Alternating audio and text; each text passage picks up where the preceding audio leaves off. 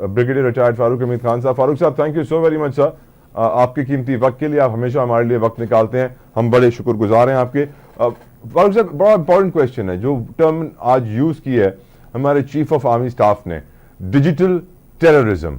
Now sir, to stop this terrorism, इस terrorism को रोकने के लिए हमने ट्विटर पर तो पाबंदी लगा दी, पर गवर्नमेंट का हर ऑफिशियल इंक्लूडिंग DGISPR ट्विटर इस्तेमाल करते हैं रेगुलरली अपना पैगाम देने के लिए, VPN डाउनलोड करके या किसी और तरीके से.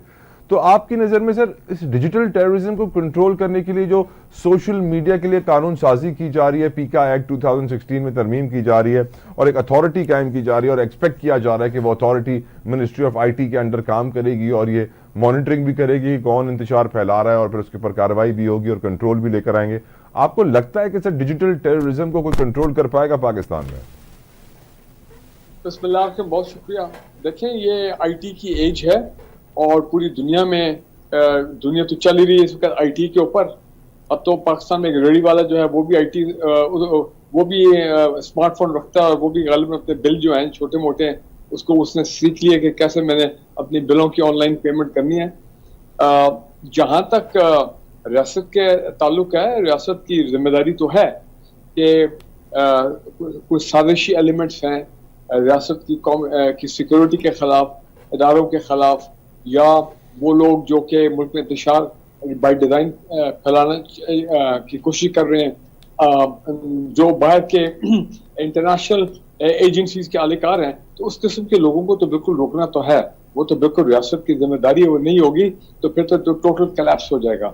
तो वहां तक तो ठीक है, लेकिन नॉर्मल लोगों की प्रोटेस्ट, लोगों की व्यूज, इंटरेक्शन और मुल्क में हालात के ऊपर तबसरे करना, कमेंट्री करना, पॉजिटिव क्रिटिसिज्म, ये मेरा ख्याल है ये वो चीज़ें हैं, इनको रोकनी नहीं चाहिए.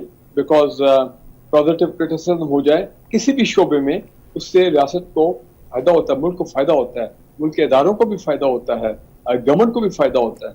वो चीज़ें चलनी चाहिए.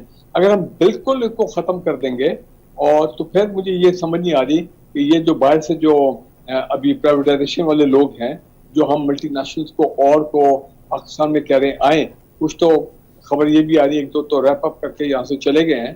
तो हम तो इन्वेस्टर्स को, प्राइवेट इन्वेस्टर्स को लेके आ रहे हैं, मल्टी नेशनल को लेके आ रहे हैं, और बाहर के लोगों को जब हमारी प्राइवेटाइजेशन होगी तो उन लोगों ने आना है. तो फिर वो तो आपको पता है वो तो पूरा 100% IT मांगते हैं.